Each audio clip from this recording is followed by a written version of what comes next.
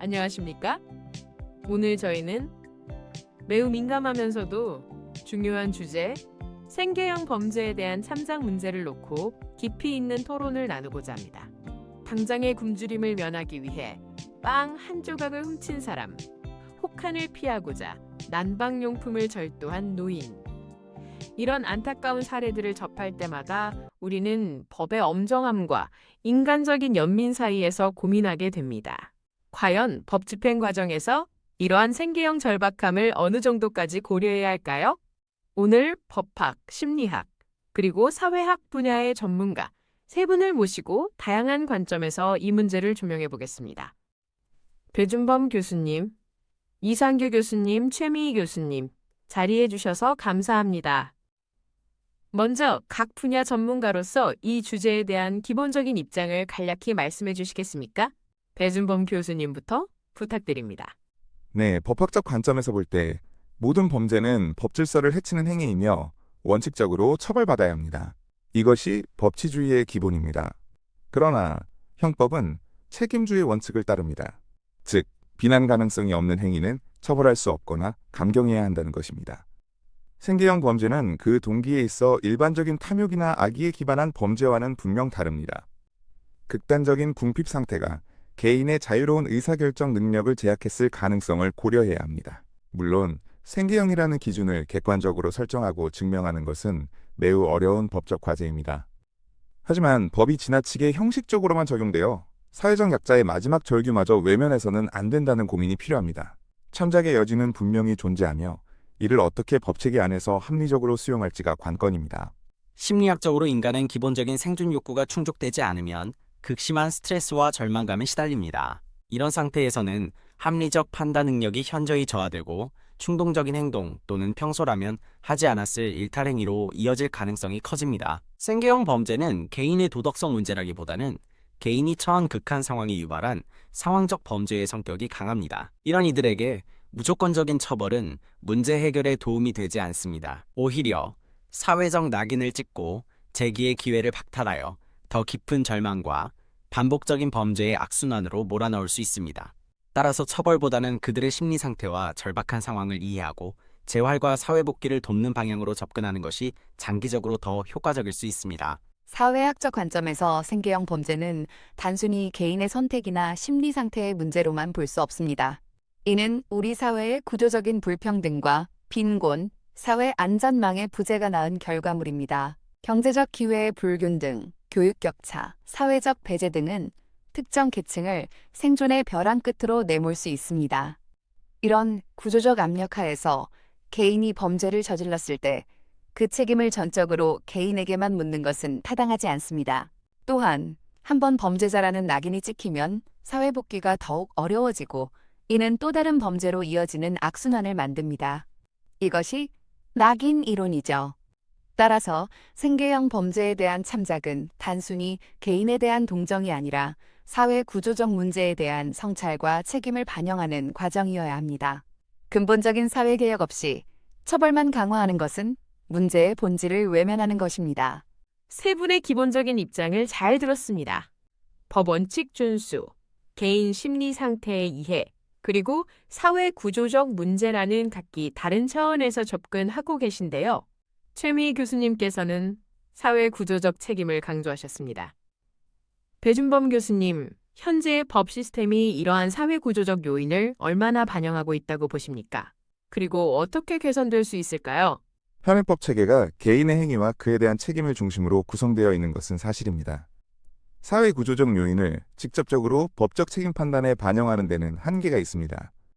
하지만 양형 과정에서는 판사가 범행 동기, 환경 등 다양한 정황을 고려하도록 되어 있습니다. 이 과정에서 사회 경제적 어려움이나 구조적 불평등이 범행에 미친 영향을 충분히 참작할 필요가 있습니다. 예를 들어 단순히 가난해서가 아니라 실직 후 구직 노력에도 불구하고 기회를 얻지 못하고 복지 시스템에서도 소외된 구체적인 구조적 맥락을 양형 참작 사유로 보다 명확히 할 수 있을 것입니다. 다만 이것이 법적 안정성을 해치지 않도록 신중한 접근과 기준 마련이 필요합니다. 최미희 교수님의 구조적 접근과 배준범 교수님의 양형 참작론이 모두 중요합니다. 심리학적으로도 개인이 처한 환경과 사회적 지지 시스템의 부재는 심리적 압박감을 가중시켜 범죄 가능성을 높입니다. 사회적으로 고립되고 배제된 느낌은 자포자기 심리를 유발할 수 있습니다. 따라서 생계형 범죄자에 대한 개입은 처벌과 동시에 이들이 겪는 심리적 고통을 완화하고 사회적 관계망을 회복하도록 돕는 상담과 지원이 필수적입니다. 이는 단순히 개인을 치료하는 것을 넘어 최미희 교수님이 말씀하신 사회적 연결성을 강화하는 과정이기도 합니다. 맞습니다. 개인에 대한 심리적 지원도 중요하지만 그것이 다시 개인의 문제로만 환원되어서는 안 됩니다. 왜 특정 집단에서 생계형 범죄가 더 많이 발생하는가? 왜 사회 안전망은 이들을 포용하지 못했는가? 이런 질문을 던져야 합니다. 생계형 범죄에 대한 참작 논의는 단순히 형사사법 시스템 내의 기술적인 양형 조절 문제가 아니라 우리 사회의 분배정의, 기회의 평등, 사회 통합과 같은 근본적인 가치와 연결되어야 합니다. 법 집행 과정에서의 참작은 임시방편일 수 있습니다. 장기적으로는 불평등을 완화하고 누구도 생존을 위해 범죄를 저지를 필요가 없는 사회를 만드는 것이 사회학적인 궁극적 목표입니다. 참작이 그러한 사회로 나아가는 과정에서의 과도기적 필요성을 가질 수는 있겠습니다. 사회학적 목표와 법적 현실 사이에는 간극이 있을 수 있습니다. 법은 현재 발생한 행위에 대해 판단하고 책임을 묻는 시스템입니다. 물론 이상적인 사회 구현을 지향해야 하지만 당장의 법 집행은 현실적인 기준과 증거에 기반해야 합니다. 구조적 문제라는 것이 너무 광범위하고 추상적이어서 개별 사건에서 피고인의 책임을 감경하는 직접적인 근거로 삼기에는 어려움이 따릅니다. 자칫하면 책임의 소재가 불분명해지고 모든 범죄를 사회 탓으로 돌리는 결과로 이어질 수 있다는 우려도 있습니다. 물론 모든 범죄를 사회 탓으로 돌리자는 의미는 아닙니다. 개인의 책임이 면제되는 것은 아닙니다. 다만 그 책임을 평가할 때 개인이 놓였던 사회적 맥락, 즉 선택의 여지가 극도로 제한된 상황이었는지, 사회가 최소한의 안전망을 제공하지 못한 책임은 없는지 등을 함께 고려해야 한다는 것입니다. 예를 들어 폐지 줍는 노인이 난방비를 감당 못해 추위를 피하려다 저지른 경미한 재산 범죄와 조직적으로 저지른 사기 범죄를 동일선상에서 처벌하는 것이 과연 공정한가? 사회학적으로 볼 때 전자의 경우는 사회 시스템의 실패가 개인의 일탈행위로 발현된 측면이 강합니다. 법이 이러한 사회적 실패의 맥락을 어떻게 해석하고 반영할 것인가가 중요한 논점입니다. 심리적으로도 개인이 느끼는 공정성은 매우 중요합니다.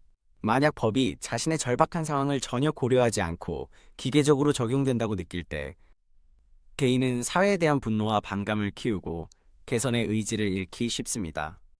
반면 자신의 어려움이 어느 정도 이해받고 참작되었다고 느낄 때 비록 처벌을 받더라도 이를 수용하고 변화의 동기를 가질 가능성이 커집니다. 즉, 참작은 단순히 형량을 줄이는 것 이상의 심리적, 사회적 의미를 가집니다.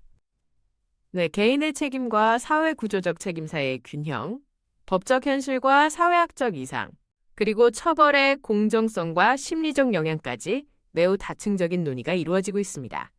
벌써 마무리할 시간이 다가오는데요. 마지막으로 각 교수님께 이 문제에 대한 최종적인 제언이나 강조하고 싶은 점을 말씀해 주시겠습니까? 법은 사회 정의를 실현하는 도구이지만 동시에 인간적인 얼굴을 가져야 합니다. 생계형 범죄에 대한 참작은 법의 경직성을 보완하고 우리 사회가 추구해야 할 연대의 가치를 반영하는 길입니다. 물론 엄격하고 객관적인 기준 설정과 남용 방지책 마련이 전제되어야 합니다. 법의 테두리 안에서 최대한의 구체적 타당성을 확보하려는 노력을 멈추지 말아야 합니다. 인간은 누구나 존엄하며 극한 상황에서는 누구나 잘못된 선택을 할 수 있습니다. 생계형 범죄는 개인의 의지 박양 문제만이 아니라 극심한 심리적 압박과 절망의 표현일 수 있습니다. 처벌에 앞서 그들의 고통에 공감하고 재활과 사회 복귀를 위한 심리적, 실질적 지원을 강화하는 것이 더 인간적이고 효과적인 접근입니다. 생계형 범죄는 사회의 건강 상태를 보여주는 지표입니다. 이 문제에 대한 참작 논의는 단순히 형량을 조절하는 것을 넘어 우리 사회의 불평등과 구조적 모순을 직시하는 계기가 되어야 합니다. 궁극적으로는 빈곤을 해소하고 사회 안전망을 강화하며 교육과 일자리를 통해 모두에게 공정한 기회를 제공하는 사회 구조 개혁이 필요합니다. 참작은 이러한 근본적인 변화를 향한 과정에서 필요한 사회적 연대의 표현일 수 있습니다. 네, 오늘 세 분 전문가의 깊이 있는 토론 감사합니다. 생계형 범죄 참작 문제는 법의 정의, 인간 심리, 그리고 사회 구조라는 다양한 렌즈를 통해 봐야 하는 복잡한 사안임을 다시 한번 확인했습니다. 개인의 책임과 사회의 책임 사이에서 균형점을 찾고 엄정한 법 집행과 인간적인 고려 사이의 조화를 이루려는 노력이 필요합니다. 또한 처벌과 참작이라는 사후적 대응을 넘어 불평등 해소와 사회 안전망 강화라는 근본적인 예방책 마련이 중요하다는 데에도 공감대가 형성된 것 같습니다. 오늘 토론이 이 문제에 대한 우리 사회의 성숙한 논의를 이어가는 데 조금이나마 기여했기를 바랍니다. 시청해주신 여러분, 감사합니다.